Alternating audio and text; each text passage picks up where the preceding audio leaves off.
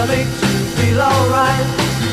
I'll get you anything, my friend, if it makes you feel alright.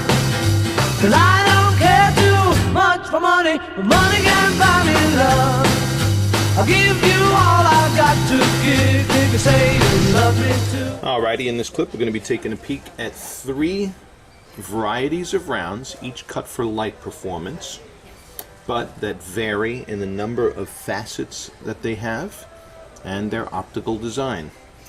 The diamond on the left is an Eighternity diamond. It is a 102 FSI1. It came in a beautiful stone, beautiful brightness and contrast. As you can see, it is notably different from this diamond, which is a 109 GVS2 round brilliant cut, hearts and arrows, and is also part of our signature line, which means it's been checked for everything. Alright, so there's your difference in your brightness and contrast patterns from an Eighternity to hearts and arrows round. Now the third diamond in this lineup is a Solasfera, which has a contrast pattern that's a little bit more similar to the hearts and arrows round, but this is 91 facets, extremely bright stone, but different contrast pattern than the hearts and arrows and the Eighternity. Okay. Here's looking from the side.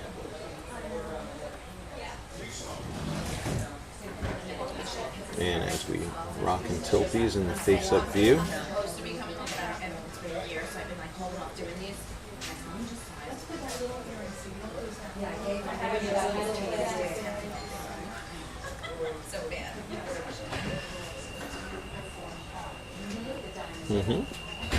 and there's your 3 all together side by side. And we would place the heavier emphasis on this lighting view in this lighting environment, because this is probably one of the more popular ones that you'll see on a daily basis. But now we're going to look at their differences in sparkle scintillation under dim spotlighting. Okay.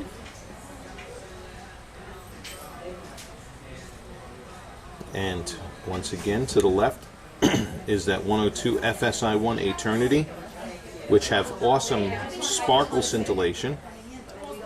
Eighternitys are cut to emphasize sparkle scintillation, yet at the same time still have nice broad flash fire. Okay, the diamond on your right is your hearts and arrows round, which probably more you see more of an emphasis of the broad flash, because it doesn't have the tiny pin flashes that the Eighternity has, due to the more faceting on the Eighternity. Okay. So there's the 2 of those. Here is your Solasfera compared to your hearts and arrows when it comes to sparkle scintillation. Okay. And there is that comparison. Okay. And then here is all 3 of them side by side.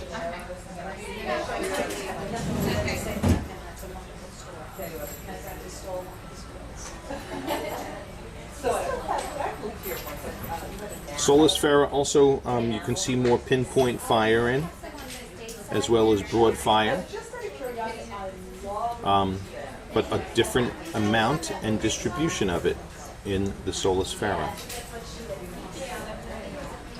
Okay, so there's those 3, and there's your sparkle scintillation, and we got the sparkle filter on here purposely to emphasize the sparkle that we see.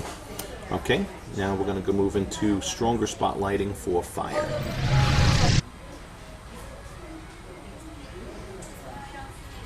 Okay, Eighternity next to hearts and arrows. This is a strong spotlighting environment. It doesn't represent the most typical of lighting environments, but both diamonds under the same even distribution of light,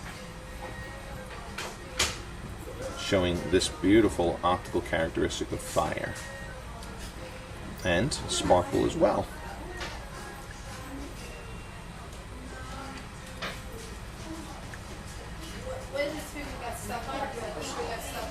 Okay.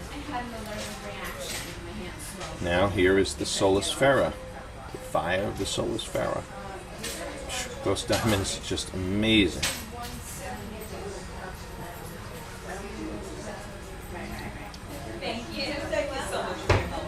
Solasferas exhibit some of the most insane fire, and you're also seeing reason too why these things just always peg the meters on the brilliant scope, because the brilliant scope is looking at diamonds in a spotlighting environment.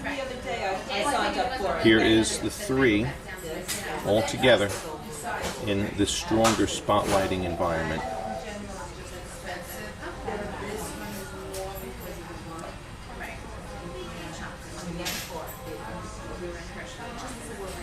Okay, wow, so beautiful eye candy here.